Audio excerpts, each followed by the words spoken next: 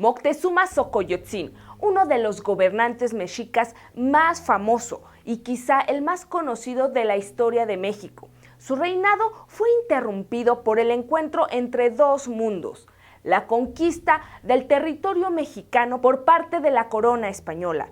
Pero esa historia ya la sabemos de memoria. Este episodio de la historia es visto como la eliminación de culturas y poblaciones indígenas. Y aunque sí desapareció mucho, algunas cosas sobreviven de aquellos tiempos. ¿Alguna vez te has preguntado qué camino tomó su descendencia?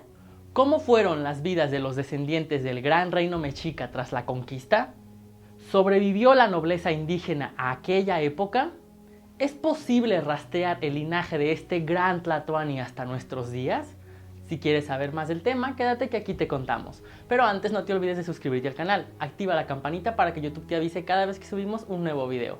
Yo soy Cristian Yogues. Y yo soy Cecilia Arriola. Bienvenido a Histofilia.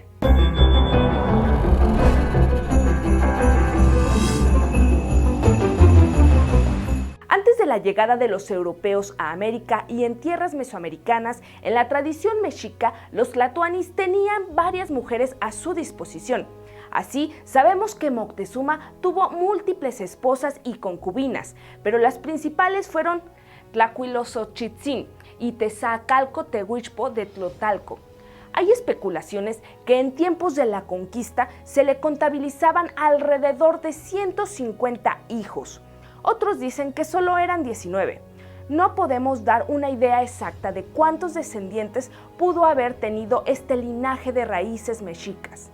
Los hijos favoritos de Moctezuma fueron Chimalpopoca, Tlaltecatzin, Tehuichpo, Itzcazochitzin y Zipahuatzin. Como sabemos, el repentino cambio los llevó a separarse y dar descendientes en distintas partes del mundo. Se cuenta que durante la históricamente llamada la Noche Triste falleció Chimalpopoca, mientras que Tlaltecatzin, Tehuichpo Izcazochitzin, Zipahuatzin y Teresa Francisca de Moctezuma, hija de su primera esposa, sobrevivieron a la conquista.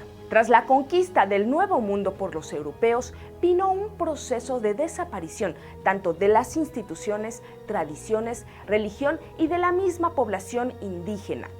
Ante la destrucción de todos estos elementos que componían a las culturas mesoamericanas, la nobleza que emanaba de ellas también lo hizo, pero de manera paulatina y lenta.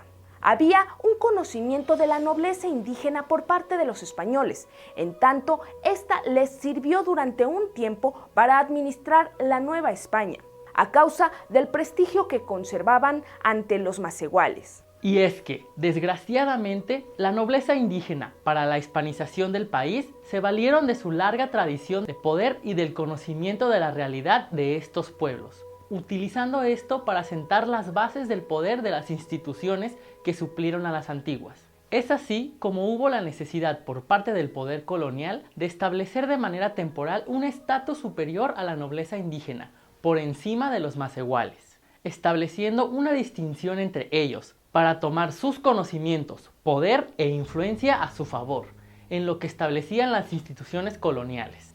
Es por ello por lo que algunos nobles tras la conquista conservaron sus privilegios y poder otorgados por la corona española.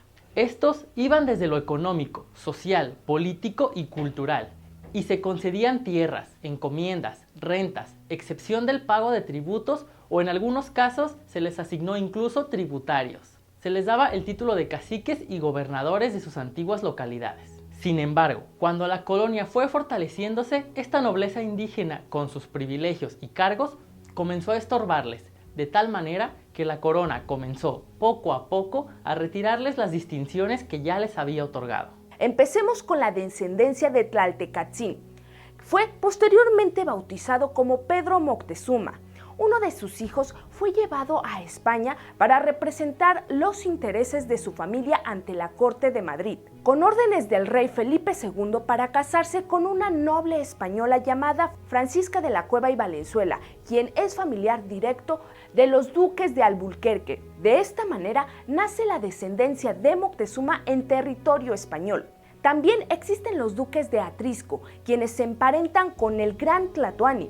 ellos recibieron el título por medio de Felipe V, que creó el título nobiliario a favor de José Sarmiento de Valladares, gobernador, capitán general y virrey de la Nueva España, que se casa con la tercera condesa de Moctezuma, nieta de Pedro Ctesifón de Moctezuma, quien era bisnieto de Moctezuma II. Pedro de Ctesifión de Moctezuma fue el primer conde de Moctezuma de Tultengo, un título otorgado por la corona. En 2004 se le otorgó el título de Duquesa de Atrisco a Adelaida Barón Carral, hija de Gonzalo Barón de Gavito. Actualmente ella es quien representa su linaje como titular, siendo la octava duquesa de Atrisco y a su vez manteniendo la descendencia del gran emperador mexica. Tecuichpo Itzcazochitzin tuvo una vida bastante difícil, casada varias veces por terceras personas con intereses propios. Fue bautizada por Hernán Cortés como Isabel Moctezuma. Él la tomó como su concubina y tuvo relaciones con ella sin su consentimiento, de las cuales nace Leonor Cortés Moctezuma, quien, aunque no era querida por su madre, mantuvo el linaje del Tlatoani, al casarse con Juan de Tolosa, un descubridor de minas de plata de Zacatecas, con quien vivió cómodamente. A uno de sus hijos, el rey Carlos II, le otorgó el título nobiliario de Conde de Miravalle, a Alonso Dávalos y Bracamontes, descendiente de Isabel y sobrino del rey español. Dato histofílico: durante la época de la colonia, muchos nobles indígenas buscaban el reconocimiento de la posesión de tierras a través de las demandas mercedes, como el caso de Isabel Moctezuma, quien en 1547, a través de su marido Juan Cano, exigió la restitución de tierras que había sido parte del patrimonio de sus padres Moctezuma Xocoyotzin y Tecalco. Isabel Tecuichpo tuvo otros 6 hijos, de los cuales surge su descendencia en México y España, como los condes actuales de Miravalle, ya mencionados, que vivían en la ciudad de Granada. La actual condesa se llama María del Carmen Enríquez de la Luna y del Mazo. También de esta línea destaca actualmente el embajador de México en Estados Unidos, Esteban Moctezuma. A los descendientes de Isabel Moctezuma se les daba la pensión de los Moctezuma, que consistía en pagos de $60,000 a $90,000 anuales. Según expertos en valores, esta fue introducida por una cédula de Carlos V en el año 1522 y por más de 300 años sus descendientes obtuvieron esta suma a cambio de ceder el usufructo de sus propiedades para tierras o edificios. Dejaron de recibirla en 1934, cuando el presidente Abelardo L. Rodríguez la abolió. Aunque estos mismos descendientes han pedido que se reconsidere la abolición de esta pensión. Dato histofílico: en el año 2003, el Universal publicó una nota sobre el adeudo que el Estado mexicano tiene de las tierras que en 1536 los españoles reconocían como propiedad de los herederos de Moctezuma Xocoyotzin y que se pagaba bajo el concepto de pensión Moctezuma. En su momento, el gobierno de la colonia española lo inscribió en el Gran Libro de la Deuda Pública.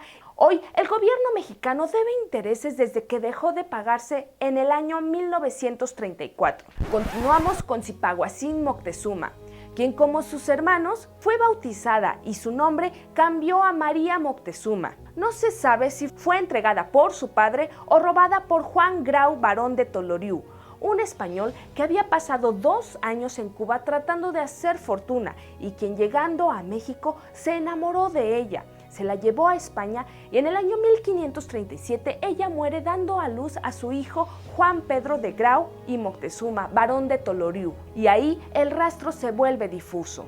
Seguimos con Teresa Francisca de Moctezuma. Se dice fue la primogénita de Moctezuma.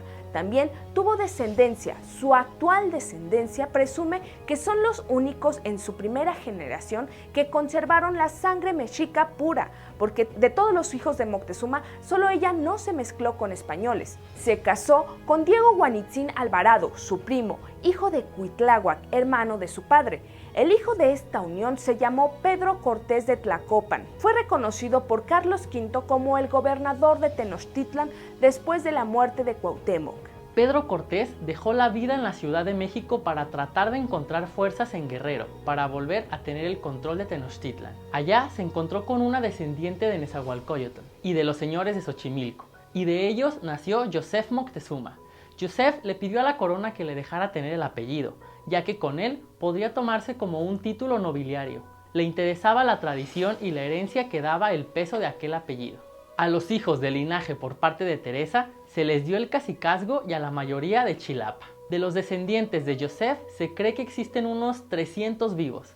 Entre ellos se puede destacar a Andrés Moctezuma, quien explica que tiene 40 personas más en el legado. Esta familia se ha caracterizado por ser bastante activos, por tratar de defender y poner en alto la cultura de la cual orgullosamente son pertenecientes. Dos personajes de esta familia son especialmente más activos: Ituriel Moctezuma, electricista de profesión, gobernante del país nombrado en asambleas a la usanza de los usos y costumbres. Representa a la Ciudad de México de pueblos originarios y comunidades indígenas. Otra descendiente es Leticia Fabián Moctezuma, quien trabaja en poner en pie su apellido, encabezando marchas, convocando reuniones para preservar comunidades rurales que todavía no han sido alcanzadas por la urbanización. Comunidades que tienen una historia palpable, tanto en su infraestructura como en su gente, que merecen ser defendidos.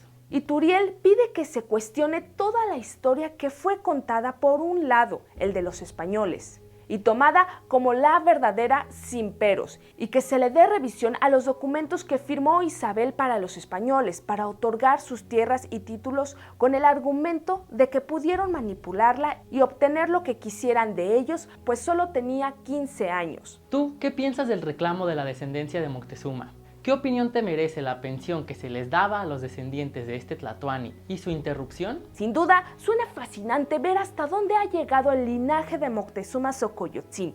Y si el tema te ha gustado, sigue buscando historias, porque la curiosidad no acabó con el gato. Lo hizo más sabio. Vuelve a Gistofila y no te pierdas el siguiente video. Suscríbete al canal, comparte con tus amigos y sigamos viajando juntos por la historia.